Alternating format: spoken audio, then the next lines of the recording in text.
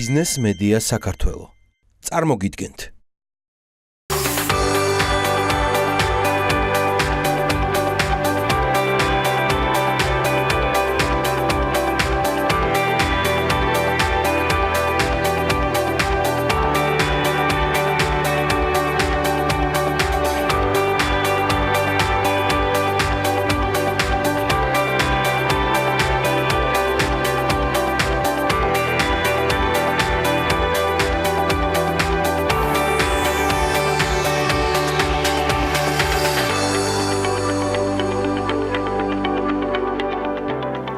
ცნობილმა ფრანგმა ვიდეობლოგერმა ბენჟამინ მარტინმა საქართველოს შესახებ კიდევ ერთი კლიპი გადაიღო.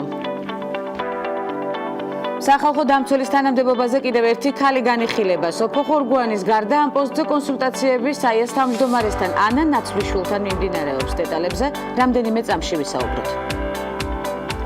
ავსტრალიაში რეფერენდუმის შედეგებს ზეიმობენ ქვეყნის მოქალაქეებმა ერთი სქესის მქონე ადამიანების ქორწინების დაკანონებას მისცეს ხმა.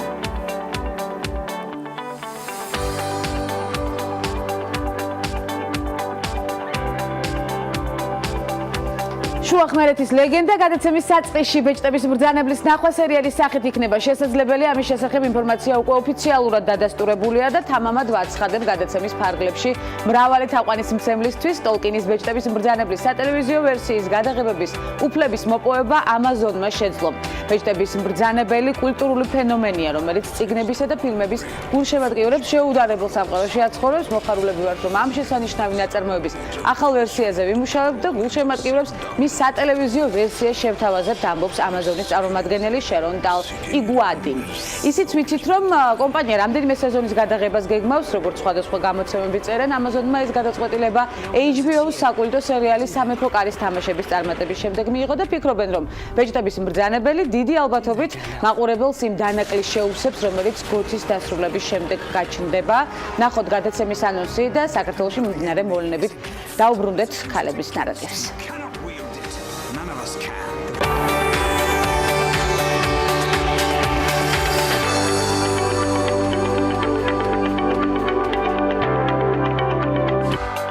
მორიგი ნარატივი და 4 შაბათი დღე აქტუალური თემებით. სტუმრების ბლოგში ქეთი შავგულიძე, ხელოვნებად მცოდნე და ნათია კუპრაშვილი, ჟურნალისტიკის რესურს ცენტრის დირექტორი. ეს ქალების ნარატივია გვანცალ ახიძესთან ერთად.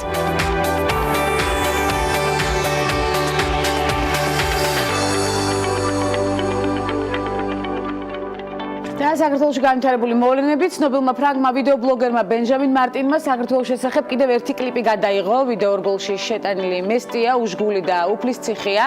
ეს არ არის პირველი შემთხვევა, როდესაც უცხოელი დამთვალიერებელი საქართველოზე ვიდეო რეპორტაჟს ამზადებს და ჩვენ არაერთ ქსის გვიხსენებია ეს. ქალების ნარატივშიც ცხადია, რამდენიმე თვის წინ ყაზბეგზე ვიდეო National Geographic-მაც გადაიღო და ჩვენ ეს ამბავი გავაშუქეთ კიდეც. სახალხო დამცველის თანამდებობაზე კიდევ ერთი ქალი განიხილება. სოფო ხორგვანის გარდა ამ პოსტზე კონსულტაციები საიას თავმჯდომარესთან ანა ნაცვლიშვილთან მიმდინარეობს, როგორც უკვე აღნიშნეთ გადაცემის საწყისში. ფაქტს თავად ნაცვლიშვილიც ადასტურებს. ძალიან სასიამოვნოა, რომ ჩემთვის საპატივსაცემო არაერთმა ადამიანმა და ჯგუფმა მომიაზრა ამ პოზიციაზე. მზადვარ მივიღო ეს გამოწვევა და გადაწყვეტილების მიმღებ ორგანოს თუ ფართო საზოგადოებას უფრო დეტალურად ვესაუბრო ჩემს ხედვებსა და მიზნებზე შესაბამის ფორმატში, აცხადებს ანა ნაცვლიშვილი. ვფიქრობ, მოგვეცემა ანასთან გასაუბრების საშუალება. გადაცემის ფარგლებში არაერთხელ მოგცემია და ამ თემასთან დაკავშირებითაც გავამახვილებთ ყურადღებას ქალების ნარატივში. რამდენიმე წამში კი განსხვავებულ სამყაროში საინტერესო ხელოვანთან ერთად ხვდებით ერთმანეთს. სტუმრების ბლოგში ამბის თხრობით გემოვნებიანი ნარატივის ავტორი გველის დაგველოდეთ.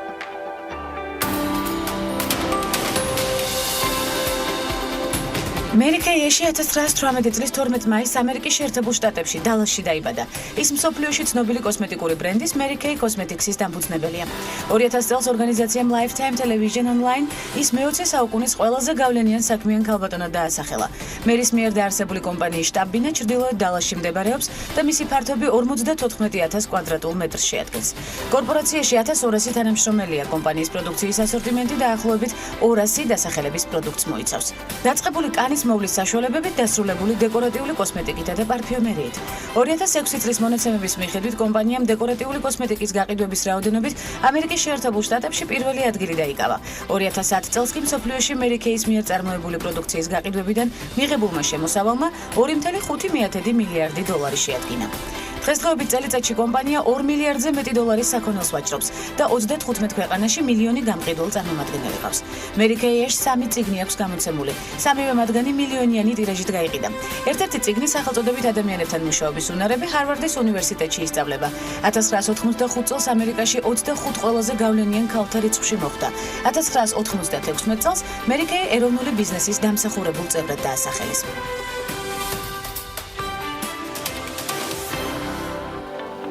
მუზეუმები ინახავენ და იცავენ კულტურულ მემკვიდრეობას, რაც სამუზეუმო სივრცის საგანმანათლებლო რესურსად ქცევასაც გულისხმობს. მნიშვნელოვანი პროექტის მიზანი და ინტერაქტიული თამაშები ბავშვებისთვის თანამედროვე ხელოვნების გასაცნობად, მნიშვნელოვანი პროექტები, ლექციები და ხელოვანი საინტერესო ცხოვრება, რომელიც ქეთი შავგულიძის არეალში ერთიანდება ნარატივის. დღეს მოგესალმებით ქეთი, უღრმესი მადლობა მობრძანებისთვის პირველ რიგში, არაჩვეულებრივად გამოიყურებით და არაჩვეულებრივი აურა გაქვთ, რომელიც გადაეცემა ჩვენს მაყურებელს. დარწმუნებული ვარ და იქნება ინსპირაციის წყარო მთელი დღის განმავლობაში. ჩვენი გადაცემაც სწორედ ასეთი ადამიანების გაცნობას ემსახურება. პირველ რიგში ძალიან მახარებს ქეთი შავგულიძის ჩართულობა ქალების ნარატივში, ეს გაგრძელდება სერიულად, ვფიქრობ. და ხშირად მსმენია ქეთი, ხელოვნებად მცოდნეობაზე ვსწავლობ, ხელოვნებად მცოდნე ვარ, ხელოვნების გარეშე ცხოვრება არ შემიძლია, ძალიან ხშირად ისმის ასეთი ფრაზები. ამ კონკრეტულ შემთხვევაში თამამად შემიძლია ვიკითხო, როდის გახდა ხელოვნება თქვენი ცხოვრების ნაწილი, უდიდესი ნაწილი და როდის ჩაეფალ პრინციპში სიღრმისეულად შეგვიძლია ვთქვა მთელი თქვენი არსით, იმიტომ რომ ხშირად ასეთი გამონათქვამები ზედაპირულია. თქვენ შემთხვევაში ასე არ ხდება. დიდი მადლობა მოწვევისთვის და კომპლიმენტებისთვის პირველ რიგში. რაც შეეხება ჩემ ჩართულობას, ალბათ ბავშვობიდან, იმიტომ რომ მამა და ძმა ხატავდნენ. ამიტომ ბავშვობიდანვე გავიზარდე იმ სიტუაციაში, სადაც მუდმივად ხედავდი იმას, რა საკეთებდნენ ისინი და მე მგონი, იმიტომ მათ არ ვხატავ, რომ ისინი გამუდმებით ხატავდნენ და მქონდა ეს კომპლექსი, რომ შესაძლებელია მე ასე კარგად არ გამომივიდეს ეს. ამიტომ რაღაცნაირად ხატვა ქეთი, მე ვფიქრობ, რომ ეს ნიჭიც გექნებათ თქვენ. სადღაც კუნჭულში და კუთხეში გადამალული. გიცდიათ და გამოხსნიათ არაჩვეულებრივად. მიცდია, მაგრამ რაღაცნაირად ესეთი დამკვირვებლის პოზიცია და ანალიტიკოსის უფრო მომეწონა. თან მით უფრო ბაბო იყო მსახიობი და მე უფრო სამსახიობო ხელოვნება მიტაცებდა. და რადგან ეს გადაწყვეტილება არ მივიღე, ამიტომ გადავწყვეტე, რომ თეორიული კუთხით მივდგომოდი ამ ჩემ პროფესიას და გამიანალიზებინა ის, რას აკეთებენ მხატვრები და რა სურთ, რა არის ის პროცესი, როგორ იქმნება რაღაცა ახალი, მნიშვნელოვანი, რომელიც იმდენად დიდი ხდება და აბსტრაქტული, რომ ძალიან დიდი რაოდენობით ადამიანებს ახდენს და გავლენას. და არა მხოლოდ რაღაცა სრულად გეთანხმებით. რატომ თქვი თუ არის სამსახიობო ფაკულტეტზე, რა იყო ამის მიზეზი? მიზეზი იყო ის, რომ ბაბუა ცნობილი მსახიობი იყო და არ ვიცი, ალბათ ესეც რაღაცნაირი ბავშვების კომპლექსი არის, შესაძლებელია მე არ ყოფილიყავი ესეთი კარგი. ეს რაღაც დაფარული კომპლექსები, ამას ფსიქოლოგი გარკვევს ალბათ, მაგრამ თუმცა თქვენი ბარიერები გადაულახავი არ არსებობს, მე ვფიქრობ, ძალიან ძლიერი ქალი მიზის წინ და შესაბამისად შესაძლებელია ეს ამპულოც ვიხილოთ ქეთის ცხოვრებაში მომავალში. შესაძლებელია, თუმცა რა ვიცი, 40 წლის მერე არ ვიცი ასეთ გადაწყვეტილებებს თუ იღებენ ხოლმე, თუმცა შესაძლებელია, მაგრამ მაინც თეორიულად სულ მაინტერესებს ხოლმე ჩაუღრმავდა, რასაც მთელი ცხოვრება ვაკეთებ, ძირითადად არის დაკავებული იმაზე ფიქრით, რას რა აკავშირებს ერთმანეთთან. ამიტომ ეს ფიქრიც რაღაცნაირად ჩემი ცხოვრების ნაწილი იყო და შესაძლებელია, იმიტომაც ვთქვი, უარი მე მინდა დავაბრალო ხან მამას, ხან ოჯახს, რომ რაღაც არ მივიღე გადაწყვეტილება, ეს უფრო ადვილია ხოლმე, მაგრამ რეალურად ალბათ არის ის, რომ მე მინდა და გამიანალიზებინა და ძალიან ღრმად ჩავწვდომოდი იმას, რა და როგორ ხდება. და შესაბამისად დამეთმო ამისთვის ძალიან დიდი დრო. ძალიან დიდ დროს უთმობთ და ძალიან სასარგებლო დროს უთმობთ, არა მხოლოდ თქვენთვის, არამედ საზოგადოებისთვის, კონკრეტულ ბავშვებზე მორგებულ პროექტზე მინდა გავამახვილო ყურადღება, რომელიც ვახსენე დიალოგის საწყისში, რა ენაზე გვესაუბრება თანამედროვე ხელოვნება. პროექტი თანამედროვე ხელოვნების რუკა, რომელიც აღნიშნეთ და რა სახით ხართ ჩართული თქვენ ამ პროექტში. ვიცი, რომ კიდევ სამომავლოდ ნოემბერშია დაგეგმილი ღონისძიებები ამ მიმართულებით. 19 ნოემბერს და 10 დეკემბერსაც არის, ამ წლის ბოლომდე იქნება კიდევ. მინდა მანამდე თქვა, რომ ის რომ ეს პირველად არის ჩემი შეხება ესეთ პატარა ბავშვებთან. ეს ყოფილა ძალიან დიდი სიხარული და ძალიან დიდი პასუხისგებლობა, იმიტომ რომ ძირითადად მომუშავ სტუდენტებთან.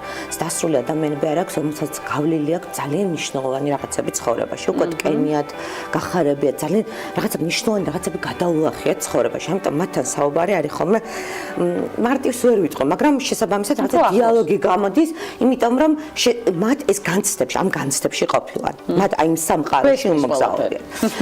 რაც შეეხება ბავშვებს მით უფრო დიდი პასუხისგებლობა, იმიტომ რომ შემთხვევაში რაღაც დასრულ ადამიანებთან გვაქვს საქმე, აქ კი თითოეული სიტყვა შესაძლებელია მათ ცხოვრებაში ძალიან მნიშვნელოვანი და გადამწყვეტი გახდეს. ამიტომ ეს გადაწყვეტილება ძალიან რთული იყო, რომ მიმეღო, მაგრამ მნიშვნელოვანი იყო ის, რომ ჩემი ყოფილი სტუდენტები არიან ჩართული აქ მოდებაზე და ელინა ფრემშოვი, რომელმაც დაგეგმეს ეს პროექტი მუზეუმთან ერთად და თანამედროვე ხელოვნების ცენტრთან ერთად, ამიტომ ჩემთვის იყო მნიშვნელოვანი, რომ მათი დაგეგმილი საქმე, როგორც მხატვრები აკეთებენ ხოლმე დაგეგმონ, შემდეგ განახორციელებენ და აი ამ ახლის შექმნის პროცესში მეც მიმოყვა მონაწილეობა და არა მხოლოდ დამკვირვებელი და ანალიტიკოსი ყოფილიყავ. სიღრმისეულად ჩართული ყავით. გვაქვს რომ ჩვენ კი არ გვქონთ რაღაცას, არამედ რეფლექსიას ვაკეთებთ რაღაცებზე და ისინი ქმნიან. ამიტომ მეც მინდოდა ამ შექმნის პროცესში მათთან ერთად მიმოყვა მონაწილეობა და ვიღებს მონაწილეობას. ეს არის აი ამ პატარა ბავშვების 6-დან 11 წლამდე ბავშვებისთვის იმ აუცილებელი ნაწილების ახსნა, რაზეც შედგება თანამედროვე ხელოვნება. უпростоრად აი ამ ენაზე საუბარი, როგორ შეიძლება თანამედროვე ხელოვნებასთან ურთიერთობა, რა ენას გვთავაზობს, იმიტომ რომ რეალურად რომ დასრული ადამიანები ძალიან აგრესიულად ურგებენ თანამედროვე ხელოვნებას. კი ბატონო. ეს არის ხოლმე იმის გამო, რომ ხშირ შემთხვევაში მათ არ ესმით ეს ენა, ხო, ეს არის რაღაც ძალიან სერიოზულ მზალობას მოითხოვს თანამედროვე ხელოვნება. ხედავთ იმისა, რომ ძალიან მარტივი ხშირ შემთხვევაში უბრალოდ ახალი კონტექსტებით манипуლირებს, ის მოითხოვს ძალიან სერიოზულ მზალობას იმისთვის, რომ ძალიან ხალ მათ ჩახვიდე იმ იდეაში, რომელსაც გაწოდებს მხატვარი ერთი შეხედვით ძალიან მარტივი ფორმით ხშირ შემთხვევაში, თუმცა ეს ფორმაც განსხვავებულია. მზალობა როგორ მოდის, კეთი, ეს არის საინტერესო, რომ ნებისმიერ ადამიანს შეუძლია თუ არა აღიქვას თანამედროვე ხელოვნება. მე ვფიქრობ, რომ კი. როგორ არის მზაობის პროცესი? თანამედროვე ხელოვნება ასეთი სახით ურთიერთობს. შეგიძლია გაიგო რა თქმა უნდა ეს ყოფილი, მაგრამ გააჩნია რა სიღრმეზე შეძლებ რა ჩაყვით ყოფილში. შესაძლებელია იყოს ზედაპირზე და მაინც გასაგები იქნება ეს ყველაფერი აი ამ ზედაპირის დონეზე, მაგრამ შესაძლებელია ჩახვიდე ძალიან ღრმად. და ძალიან საინტერესო რაღაცა. ნირვანაში, აი მაშინ არის გასხივოსნება შეგვიძლია. ფსკერამდე მიღწევა თითქმის შეუძლებელია. ამიტომ სულ მუდამ ჩადიხარ და ჩადიხარ. მაგრამ ასე თქვენ მიგიღწევიათ ფსკერამდე, კეთი? ფსკერამდე მგონი ვერავინ ვერ მიღწევს, იმიტომ რომ სწორედ ეს არის საინტერესო ხელოვნებაში, რომ რაღაცა რჩება ყოველთვის ისეთი მოუხელთებელი და სწორედ ეს არის, რომელიც მუდმივად გაფიქრებს ამაზე და არასდროს არ გტოვებს გულგრილსა. და მთელი ცხოვრება მჯაჭვული ხდები ამაზე, რომ რაღაცნაირად ამოხსნა მოიხელთო და ის გაგერბის მერშინ ისევ ეწევი და ასე შემდეგ. და ის ბავშვებთან ურთიერთობაც ამავდროულად მაინსპირირებელია თქვენთვის ამ პროექტის პაბლიკ. ბავშვებთან ურთიერთობა ეს რაღაცა სრულად ახალი ეტაპი იყო, რომელსაც იმხელა სიხარული მამანიჭა ძალიან დიდი ხანია ასეთ რაღაცა ენერგიით არ ყოფილა რაღაც პროექტში ჩართული, იმიტომ რომ ისინი აბსოლუტურად სხვა კუთხით მიუდგნენ ამას, იღებდნენ სრულად სხვანაირად და მათთან რაღაცნაირად მომიწია ისეთ ენაზე საუბარი, რომელიც მეც კი დავიწყებული მქონდა. თავ ჩემი შვილებიც დიდები არიან, დასრულებთან ურთიერთობდა, ეს იყო სერიოზული გამოწვევა, რომელიც მივიღეთ ცხოვრებაში და რომელმაც ძალიან დიდი გამოცდილება შემძინა. თუმცა მათთვის უნდა გაგვეცნო აი ელემენტარული ენაც კი, თუმცა როგორც არა, რა არის პერფორმანსი, რა არის ინსტალაცია, რა არის ფსიქოდელიური ხელოვნება, როგორ ურთიერთობს ეს ხელოვნება რა ენა არსებობს ფერების ენა, თქვათ ნიუტონის ან გოეთეს ფერთა თეორიის მიხედვით და ასე შემდეგ. მათთვის ბავშვების ინტერესი იყო ძალიან დიდი, ეს არის ფთავი. ძალიან დიდი და შემდეგ რაღაცა ძალიან საინტერესო თამაში დაგვესწრებოდნენ. ამავე დროს გაგვეცნო ძალიან ცნობილი ხელოვანები, რომელმაც სერიოზული წვლილი შეიტანეს თანამედროვე ხელოვნების იმ კუთხით განვითარებაში, რასაც ქვია ამოცნობა. ხელოვნება, რომელსაც არ აქვს საზღვარი, რომელსაც არ აქვს ფსკერი. ფსკერი, რომ ვერ მივახცევთ ვერასდროს ფსკერამდე. და რომელიც მუდმივად გავიფიქრებთ. და დავიტოვებთ იმ კითხვის ნიშანს, რომელიც ასევე გვავსებს და რაღაცნაირად გვაძლევს კიდევ უფრო მეტ мотиваციას, რომ გავაკეთოთ მეტი თანამედროვე ხელოვნებაში. უამრავი პროექტი გაქვთ, კეთი, მინდა გავამახვილო ყურადღება ამაზე განხორციელებული როგორც საქართველოში, ისე საზღვრებს გარეთ თქვენთვის მნიშვნელოვან პროექტებზე მოგვიყევით, რომელი იყო მაინსპირირებელი ყველაზე მეტად. რაღაცა ერთ ეტაპები იყო ჩემს ცხოვრებაში, როდესაც ვიყავი მეცნიერებით გატაცებული და ეს და მაგრამ შემდეგ ცოცხალ ადამიანთან ურთიერთობა ძალიან მნიშვნელოვანია ჩემთვის.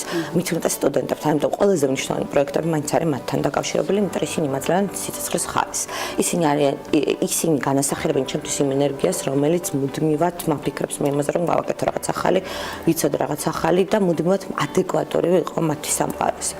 თანამედროვე ხელოვნება ზუსტად ასეთია და ამიტომაც ეს სფერო, არა მხოლოდ თანამედროვე ხელოვნება, ჩემი ინტერესის სფერო თანამედროვე სცენის დიზაინიც არის და ის ინტერდისციპლინური დარგები, რომელიც გადაკვეთილია სივრცეში. ეს შეიძლება იყოს ინსტალაცია, შეიძლება იყოს რაღაც გაკეთებული თეატრალურ სივრცეში, შესაძლოა საჯარო სივრცეში, მაგრამ რაღაცა რომელიც აი სივრცის დიზაინზე არის აგებული, ინტერიერის დიზაინი შეიძლება იყოს, მაგრამ გადაკვეთაზე არსებული ხელოვნების რა დარგები. საინტერესოა თქვენთან დიალოგი. ქეთი, სულ დამავიწყდა რომ გადაცემის ფარგლებში ვართ, ახლა დავიდგავდი ფინჯან ყავას და ვისაუბრობდი კიდევ სხვადასხვა მიმართულებებზე.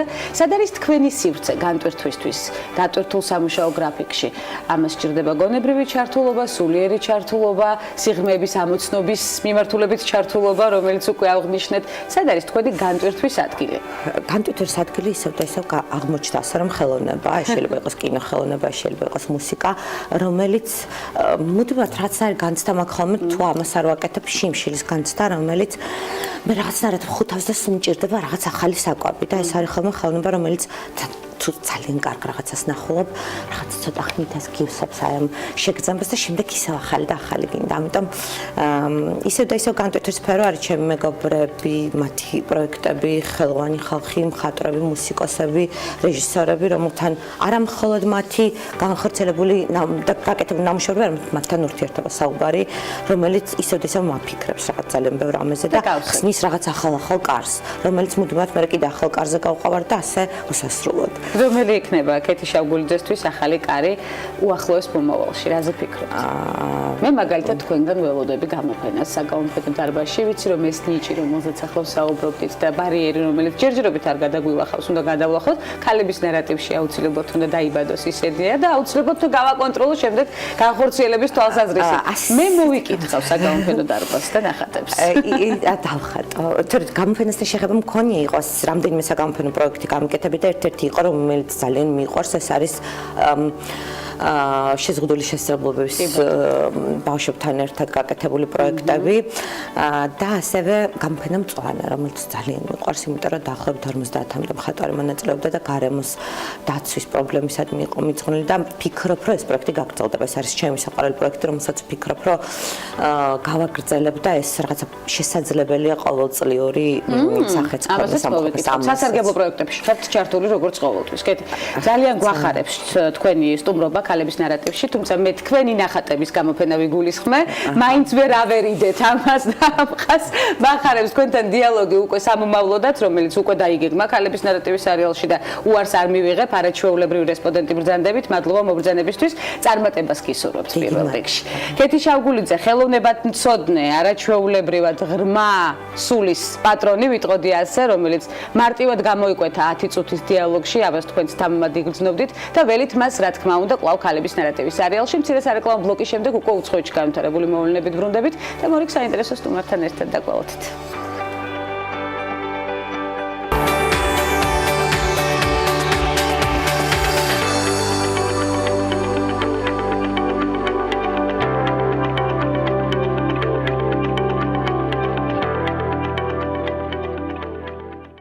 რეკლამის შემდეგ უკვე უცხოეთში განვითარებული მოვლენებით ბრუნდებით. ავსტრალიაში რეფერენდუმის შედეგებს ზეიმობენ ქვეყნის მოქალაქეებმა ერთი სქესის მქონე ადამიანების ქორწინებების დაკანონებას მისცეს ხმა. რეფერენდუმს სამმართველთა თითქმის 80% დაესწრო. რეფერენდუმის შედეგებს ოფიციალური ძალა არ აქვს, მაგრამ ქვეყნის პრემიერმა პირობა დადო, რომ შესაბამის კანონპროექტს პარლამენტში შეიტანს. ამგვარად ავსტრალია 26-ე ქვეყანა გახდება, სადაც ერთი სქესის ადამიანები ოჯახის შექმნას ოფიციალურად შეძლებენ. კორპორაცია Tesla რასისტული ქცევის კერაა, ასე ფიქრობს აფრო-ამერიკელი მარკუს ვონი, რომელიც ელექტრომობილების მწარმოებელ ქარხანაში მუშაობდა. ბლუმბერგის ცნობით, მან კალიფორნიის სასამართლოში საჩივარი უკვე შეიტანა. ვონის თქმით, ის იმ 100 ფერადკანიანის წარმომადგენელია, რომელსაც ქარხანაში დისკრიმინაციულად ექცეოდნენ. ის ამტკიცებს, რომ Tesla-ს მენეჯერები რეგულარულად იყენებდნენ სიტყვას ასობგერაზე, შეურაცხყოფელი სიტყვა აფრო-ამერიკელისთვის ფერადკანიანი კოლეგების მიმართ და ვონი ოქტომბერში გაათავისუფლეს კიდეც. მისი თქმით, ამისთვის ობიექტური მიზეზი არ არსებობდა. Tesla-ში ბრალდებებზე ოფიციალური კომენტარი ჯერ არ გაუკეთებია, თუმცა რა თქმა უნდა მივადევნებთ მოვლენებს თვალყურს და გვექნება ამ მწურავი ინფორმაცია. ბერლინალე 2018-ის ჟიურის თავმჯდომარე ტომ ტიკვერი იქნება რანლოლა რანისა და A Hologram for the King-ის რეჟისორი ტომ ტიკერი ბერლინის საერთაშორისო კინოფესტივალის ჟიურის თავმჯდომარედ აირჩიეს, როგორც უკვე აღნიშნე, 52 წლის რეჟისორი ამჟამად გერმანულ სერიალზე Babylon ბერლინზე მუშაობს. ტომ ტიკვერი ერთ-ერთი გამორჩეული და საინტერესო გერმანელი რეჟისორია და გვიხარია, რომ ის ჩვენი ფესტივალის ჟიურის უხელმძღვანელებს ამბობს კინოფესტივალის დირექტორი. ბერლინის 62-ვე კინოფესტივალი 2018 წლის 15 თებერვალს დაიწყება და 25 თებერვალს დასრულდება, ესეც კარგად ვიცით. კომპანია Apple-ზე გადავინაცვლოთ, Apple-ისთვის გახსნილი ჩვეულებრივი სიტყვა არ არის, არამედ ის გაცილებით მეტია, ეს არის კულტურა, რომელიც მთლიან კომპანიას ამოძრავებს და არყოფს ადამიანებს რწმენის, რასის, ტრადიციების, იდეოლოგიების, ინდივიდუალიზმის, შეზღუდული შესაძლებლობების თუ უბრალო განსხვავებების მიხედვით. კაცობრიობა არ არის ერთეულოვანი, არამედ ის მრავლობითია. Apple-ის ეს სოციალური ვიდეო დიდ შთაბეჭდილებას მოახდენს თქვენზე, ამბობენ Apple-ის წარმომადგენლები, ეს ვიდეო უკვე გავრცელებულია, შეგვიძლია თამამად დავაკვირდეთ და აქვე აუცილებლად Boca Juniors-მა გოგონების გულშემატკივართა გუნდი დაშალა, ინფორმაცია, რომელიც უნდა ვიცოდეთ კლუბის ხელმძღვანელების თქმით, გულშემატკივართა გუნდის რამდენიმე წევრი საზოგადოებაზე უარყოფით ზემოქმედებაში იყო შემჩნეული, უარყოფით ზემოქმედებად კი რამდენიმე გოგონას ფემინისტური გამონათქვამები და რაც მთავარია, მათ მიერ ბუენოს-აირესის ქალმოსახლეობაში ამ იდეების გავრცელება ჩაითვალა. ლაბოხიტასი 2012 წელს შეიქმნა და იგი პროფესიონალი მოცეკვავეებისგან დაკომპლექტდა. 5 წელია ლაბოხიტასი შეუცვლელი შემადგენლობითაა წარმოდგენილი, გოგონათა ახალი საგულშემატკივრო გუნდის შექმნას კი Boca აღარ გეგმავს. სოფლიოში ერთ-ერთი ყველაზე ცნობილი ბრილიანტი, რომელიც ფრანგი მონარქების რამდენიმე თაობას ეკუთვნოდა, ქრისტის აუქციონზე გაიყიდება, ძვირფასი ნივთის ამჟამინდელ ვინაობას აუქციონის წარმომადგენლები არ ასახელებენ. ბრილიანტის სახელწოდება ლეგრანდ მაზარინი და იგი 6-დან 9 მილიონ ამერიკულ დოლარამდეა შეფასებული.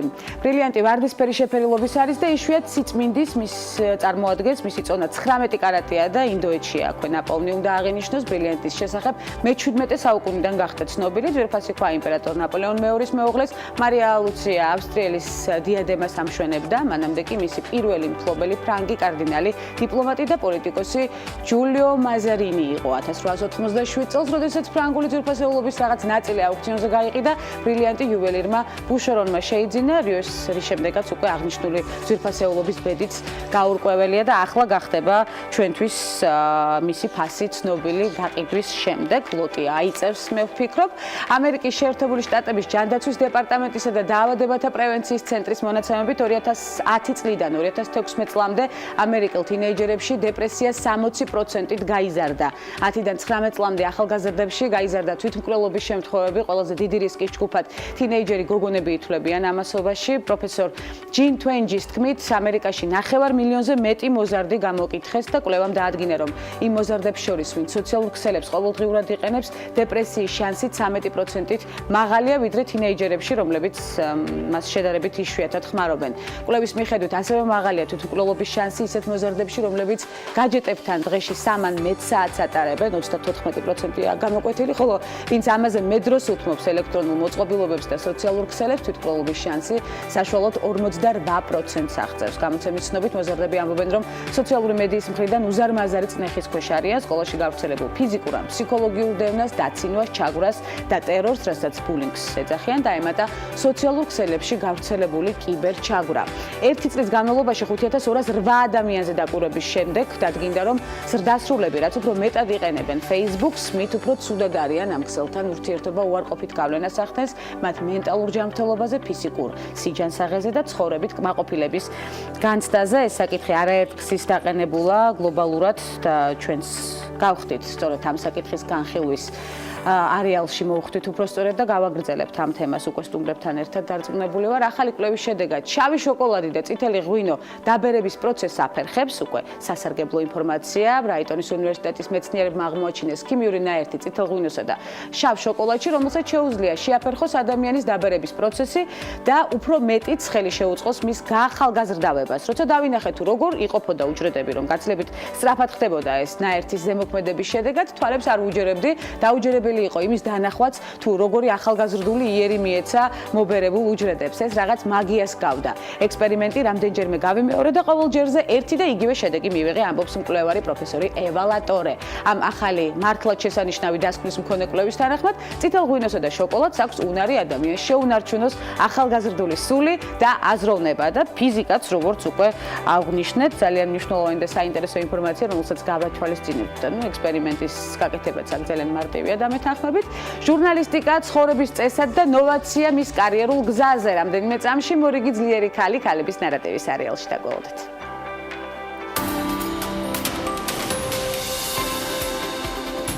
ის არის ერთ-ერთი ყველაზე გავლენიანი ქალი პლანეტაზე. მისი ისტორიული სამშობლო იტალიაა, თუმცა დღესდღეობით იგი მოსახლეობის მხრივ მსოფლიოს ერთ-ერთ ყველაზე მრავალრიცხოვან სახელმწიფოს ინდოეთის ინტერესებს წარმოადგენს მსოფლიო პოლიტიკაში. საუბარია სონია განდიზე, ინდირა განდის რძალსა და რაჯივ განდის მეუღლეზე. ის სათავეში უდგას პარტია ინდოეთის ნაციონალურ კონგრესს და ინდოეთში ყველაზე გავლენიანი პოლიტიკური ფიგურაა. ყველაზე მდიდარი პოლიტიკოსების და სახელმწიფო ლიდერების რეიტინგში ინდოეთის მმართველი პარტიის ლიდერი სონია განდი 18.66 მილიარდი დოლარით მეოთხე ადგილზეა. ამასთან დაკავშირებით პრესაში გავრცელდა ვერსია, რომ თავის დიდ ძალფულს სონია განდი შვეიცარიულ ბანკებში საიდუმლო ანგარიშებზე ინახავს.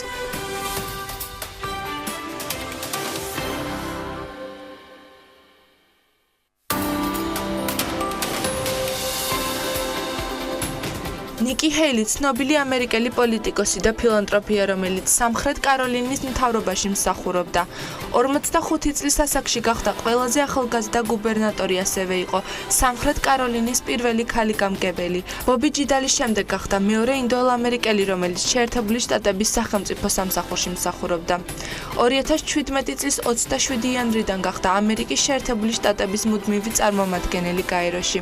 ჰეილის შემოსავლები $1.6 მილიონ აღწევს, როგორც სამხრეთ კაროლინის გუბერნატორი, მისი შემოსავალი 106,000 ამერიკული დოლარია, ხოლო როგორც გაერთიანებული ერების ორგანიზაციის ელჩი, მისი შემოსავალი 180,000 ამერიკულ დოლარს აღწევს.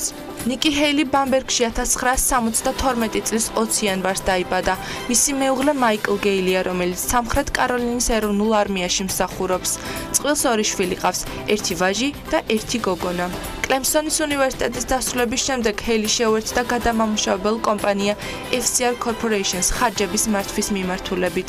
მოგვიანებით კი ჩაერთო დედის ტანსაცმლის ბიზნესში, რის შემდეგაც კომპანიამ $1 მილიარდის მოგება მიიღო. 2004 წელს გახდა ორგანიზაცია Association of Women Business Owners-ის პრეზიდენტი. მას შემდეგ ჰეილის ღირებულებები და იდეალები აბორტის შესახებ ასეთია. ის ორსულობის შეწყვეტას კატეგორიულად ეწინააღმდეგება, გარდა იმ შემთხვევისა, თუ ეს საკითხი დედის კეთილდღეობას არ ხელყოფს.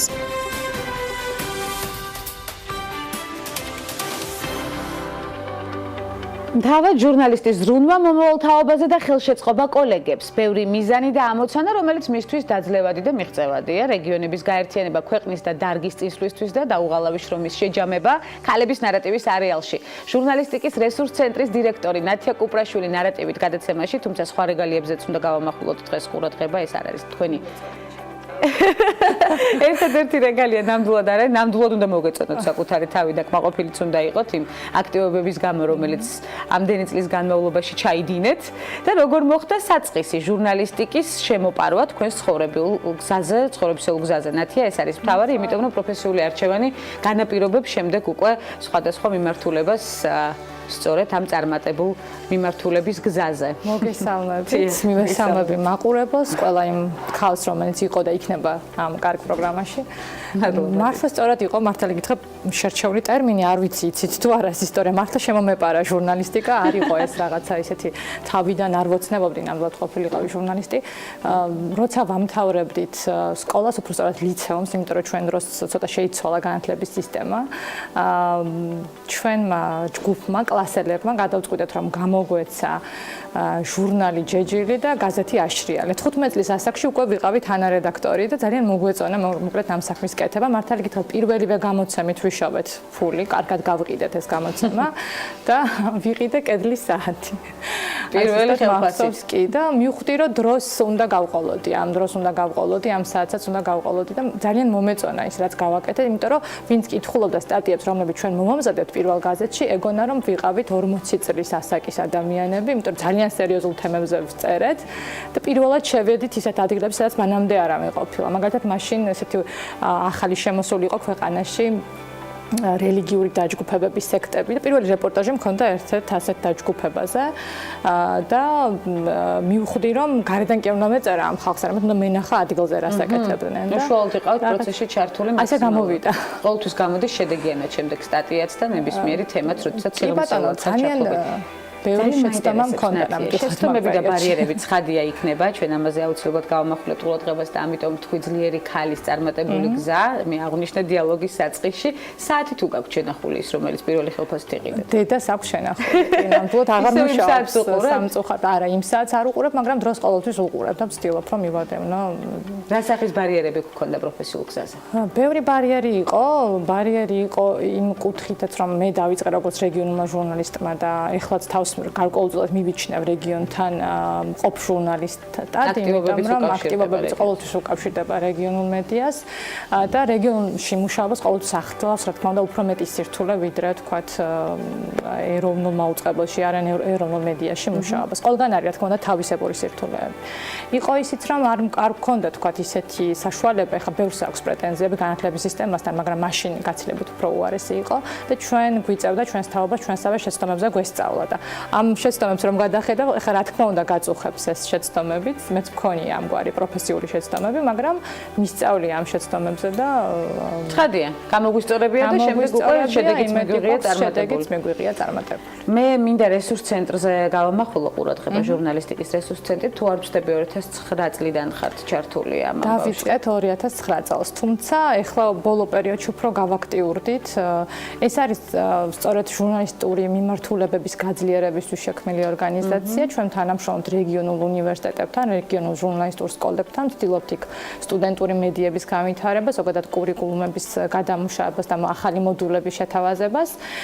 და ეხლა უკვე ვაძლიერებთ როგორც დამოუკიდებელ სტუდიას, იმიტომ რომ ცოტა ესეთი გარდამავალი პერიოდი მაქვს 3 წუთას დავტოვე პრინციპში ძველი ორგანიზაცია, მაუწყებელთა ასოციაცია და გადმოვედით მთელი გუნდი პრინციპში ჟურნალისტიკის რესურს ცენტრში, ვინც მანამდე ვიყავით რეგიონულ მაუწყებელთა ასოციაციაში და პლუს დავიწყეთ რაღაც ახალი პროექტი, რომელიც უკავშირდება მაინც ტელემედიას და რეგიონულ მედიას და რეგიონებზე ამახვილებთ ყურადღებას, ძალიან მახარებს ერთ ეს მიმართულება, თქვენი საქმიანობისთან აქტიური ნაბიჯებით ხართ მიმართულია გაუმჯობესებისკენ, მინდა რომ სიახლით დავიწყოთ აქვე კიდე, აი ამ რეგიონებზე საუბარი, დაფარვის ზონაზე საუბარი, ინტერნეტის თავისუფლების ინდექსით, სადაც საქართველოს პოზიციები გაუმჯობესდა, ეს ბოლო მონაცემებია, გუშინ გავრცელდა ინფორმაცია, Freedom House-მა გავრცელა, ნიშნავს თუ არა ეს იმას, რომ საქართველოში ინტერნეტის ხარისხი და დაფარვის ზონები გაუმჯობესებულია თქვენი გადმოსახედიდან? მცირედად ნიშნავს, ჩვენ ყოველთვის თბილისში გვიწევს მსჯელობა იმ გარემოში, რომელშიც ვიმყოფებით, ამ დროს ძალიან დიდია განსაკუთრებით ციფრული დაშორებაა ძალიან დიდი რეგიონებს და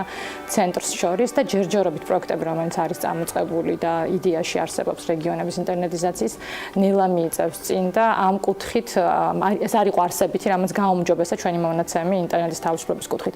უფრო გაუმჯობესა იმან, რომ მაგალითად წინა წლებისგან განსხვავებით არ გქონდა ან YouTube-ის, ან Vimeo-ს, ან რამე ესეთი პლატფორმების გათიშვა. მაშინ მას ჰქონდა გარკვეულწილად რაღაცა არგუმენტი და საფუძველი, რომ ეს მომხდარიყო, თუმცა დღემდე გაურკვეველია, ვინ როგორ გადაწყვიტა ან YouTube, ან Vimeo, ან მანამდე WordPress-ი გაათიშა საქართველოში მყოფი ადამიანებისთვის და ეს მართალი გითხრათ, საშიში პრეცედენტია. მიუხედავად იმისა, რომ მონაცემი უმჯობესდება, სხვათა შორის არ აქვს თლად კარგი რეგულაციები ინტერნეტთან დაკავშირებით და მაგალითად შეიძლება არ იცოდეს აუდიტორია, მაგრამ აკრძალულია ბევრი სახის შინაარსი G დომეინებზე, ანუ ქართულ საიტებზე, მაგალითად შეურაცხმყოფელი მასალა შეიძლება იყოს როგორც განიმარტოს როგორც აკრძალული მასალა და მოითხოვოს პროვაიდერმა კომპანიამ მისი აღება. sakmot რთული რეგულაციები არავინ იყენებს ახლა ამას სუდად, მაგრამ ზოგადად არსებობს ეს რეგულაციები. თუმცა უნდა თქვათ, რომ კონსტიტუციაზე მსჯელობის დროს დაგვეკარგა რაღაც თემები, ერთ-ერთი თემა ის, რომ ინტერნეტი როგორც უფლება აღიარა საქართველოს კონსტიტუციამ, ეს არის ძალიან მნიშვნელოვანი თემა ჩემი აზრით, რომელიც დარჩა რაღაცა ყურადღების მიღმა და მე ვფიქრობ, რომ ეს მიღწევა იყო ნამდვილად. ნამდვილად იყო მიღწევა, რეგიონებში ჯერ კიდევ დგას, თუმცა ინტერნეტთან წვდომის პრობლემა, ამაზეც მინდა გავამახვილოთ ყურადღება, ამ ფონზე ონლაინ მედია პლატფორმის განვითარება მოკლევადებში რამდენად შესაძლებელია თქვენი გადმოსახედიდან? ონლაინ მედია პლატფორმა ვითარდება ნამდვილად ყოველწლიურად და პრინციპში მთავარი რაც ახლა მას უშლის ხელს განვითარებაში, ეს მაინც არის ინტერნეტის წვდომა რეგიონებში, ჯერჯერობით როგორც თქვით, ძალიან მცირეა ეს წვდომა. თუმცა ვხედავთ, რომ იგივე სარეკლამო ბაზრის გარკვეული ნაწილი უკვე მიედინება ონლაინისკენ და ტრადიციულმა მედიამაც უფრო დაიწყეს ფიქრი ონლაინის ათვისებაზე, უფრო საინტერესო ფორმებით გვთავაზობენ უკვე თავის ნაღვაწს და ვფიქრობ, რომ ეს რა თქმა უნდა შეუწყობს ხელს ხალხს მეტად ხელმისაწვდომობას. თუმცა თქვენ წინა აი ეს ამ დავიწყებდით საუბარს უსმენდი უცხოეთის ამბებს და აქაც არ არის ესეთი თავისთავადი სიკეთე ზოგადად, ხომ? სოციალური მედიების და ინტერნეტ მედიების მოხმარება. ძალიან დიდი პრობლემა რაც გვაქვს და ერთ-ერთი მთავარი პრობლემა რაც ჩვენს ქვეყანასაც აქვს და აქვს ზოგადად სხვა ქვეყნებს ეს არის მედია წიგნიერება. თუ როგორ გამოვიყენოთ სწორად. ანუ ჩვენ კი არ მოგვიხმაროს ქსელმა და ინტერნეტმა, არამედ ჩვენ მოვიხმაროთ სასიკეთოდ და აი ეს უნარები არის სასწაული მათ შორის პატარა ასაკიდან, საბავშვო ბაღიდანაც კი, რომ ვასწავლოთ ადამიანებს მოხმარება მედიის სწორი გამოყენება. ძალიან გადატვირთული სამუშაო გრაფიკი გაქვთ ამასთან ერთად. ყავთ 12 ძაღლი ეზოში, ეს აუცილებლად თუ დააღვნიშნო. 3 შვილის დედა ხართ. როგორ ახერხებთ დროის მენეჯმენტი მაინტერესებს თქვენი დროის მართვა ნათია კუპრაშვილის ცხოვრებაში? ხუმრობ ხოლმე რომ კი 12 ძაღლი ყავს, 3 შვილი და 1 ქმარი, მე მგონია მიღწევა ზოგადად. 12 ძაღლი მაინც დათოს ჩემი მეუღლის დამსახურება, იმიტომ რომ მონადირეა და შესაბამისად ყავს 12 ძაღლი.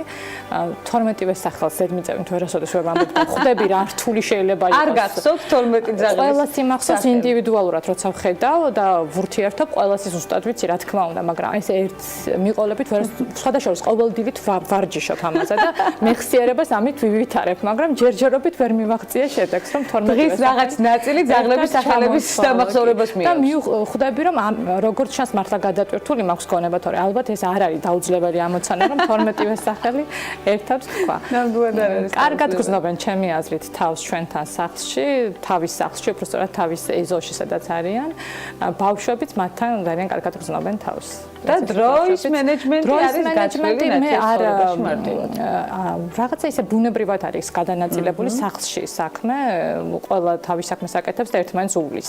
რაც ვფიქრობ, ყველას ეხმარებან. ბავშვები ერთმანეთს უვლიან, ერთად უვლიან ბავშვები და მამა ძაღლებს და ყველა ერთად მივლის მე. თქვენი პროფესიული მომდევნო ნაბიჯი რა იქნება ნათია?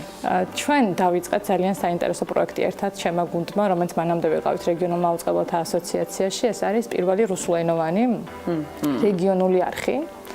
ქვია TOK TV. მე ძალიან მომწონს მისი ეს სახელი, იმიტომ რომ ჩვენ ვითამაშეთ რამდენიმე ინგლისურ და რამდენიმე რუსულ სიტყვაზე ერთობლივად, იმიტომ რომ დავინახეთ ერთის მხრივ ძალიან ქვეყნისთვის სახიფათო დაყოფა, საინფორმაციო დაყოფა, რაც გვაქვს ეთნიკური უმცირესობით დასახლებულ ზონებში და დანარჩენ საქართველოში. ერთხელ ჩავატარეთ გითხრათ ფოკუს ჯგუფი, რომელიც უკავშირდებოდა ეს ეთნიკურ სომხებს და აზერბაიჯანელებს, რომლებიც მაგალითად აბსოლუტურად სხვა წარმოდგენების აღმოჩნდნენ იმაზე, თუ ვინ ჩამოაგდო უკრაინაში ბოინგი და დანარჩენ საქართველოს ცოტა სხვა ტიპის ინფორმაცია აქვს ამასთან დაკავშირებით. ეს საინფორმაციო დაყოფა არ არის კარგი და სასურველი, რა თქმა უნდა, ქვეყნისთვის, ამიტომ როცა დავინახეთ, რომ მთავარი, ანუ ყველაზე პოპულარული, რა თქმა უნდა, არის ადგილობრივი სომხური ან აზერბაიჯანული არხები ადგილზე, თუმცა ძალიან დიდია რუსული არხების გავლენა. დავისახეთ მიზნად ესეთი ამბიციური გეგმა გვაქვს, რომ კონკურენციაში სწორედ აი ამ რუსულ არხებთან შევიდეთ. უცებ დაგვით გაგვარდით ძალიან ბევრი კარგი პარტნიორი, თქვათ, იგივე Deutsche Welle თავისი პროგრამებით, BBG თავისი პროგრამებით, ესტონელებმა გაგვიზიარეს თავიანთი კონტენტი, უკრაინელები გვეხმარებენ და საბოლოო ჯამში ჯერჯერობით კარგი ნაზავი გამოვიდა. თუმცა ჩვენი პროგრამების წარმოებაც დაწყებული გვაქვს და ჯერჯერობით შიდა ეთერია, სადღაც ერთ კვირაში გეგმავთ, რომ ჩავთოთ სამცხე-ჯავახეთის რეგიონში პირველად და შემდეგ უკვე დავინახავთ როგორ იმუშავებს და ნელა განვავითარებთ. ეს არხი გახდა წევრი ახლად შექმნილი ორგანიზაციის მაუწყებელთა ალიანსის, რომელიც კიდევ ძალიან საინტერესო მოთამაშეებს აერთიანებს და აქაც TOK TV-ს განვითარების მიმართულებებს და ამბებს აუცილებლად მოვიკითხავთ ქალების ნარატივის სერიალით და არა მხოლოდ ჩვენი ნებისმიერი პროგრამით და პროექტით. უღრმესი მადლობა საინტერესო დიალოგისთვის. მე იმედი მაქვს, რომ კვლავ მობრძანდებით ჩვენთან გადაცემაში, ბევრი საკითხი დაგვრჩა კიდევ განსახილველი. აუცილებლად და პრინციპში თქვენც ხართ მაგალითი, რამდენად ძლიერია ქალი, იმიტომ რომ მე ვიცი, რომ ახლა არ ახართ ფლატ ისე ჯანზე და ძალიან ჯანზე მიყავთ პროგრამა. ნათია მეთერს გარეთ მიიღო ინფორმაცია ჩემზე და გაავრცელა ეთერში. დიდი მადლობა ნათია მობრძანებისთვის, თქვენი დამოკიდებულებისთვის და პოზიტივისთვის, რომელიც ნამდვილად გვაჩუქეთ. ნათია კუპრაშვილი, ჟურნალისტიკის რესურს ცენტრის დირექტორი და სხვა მრავალი რეგალიის მფლობელი, რომელიც აღნიშნეთ გადაცემის მსვლელობისას და კიდევ არაერთგზის აღნიშნავთ სხვა გადაცემებში. ასეთი იყო დღევანდელი ნარატივი. ხვდებით ერთმანეთს ხვალ ხუთშაბათს ზუსტად 11 საათზე მორიგი აქტუალური თემებით, საინტერესო ოთხშაბათს და წარმატებებს გისურვებთ. ბედნიერად.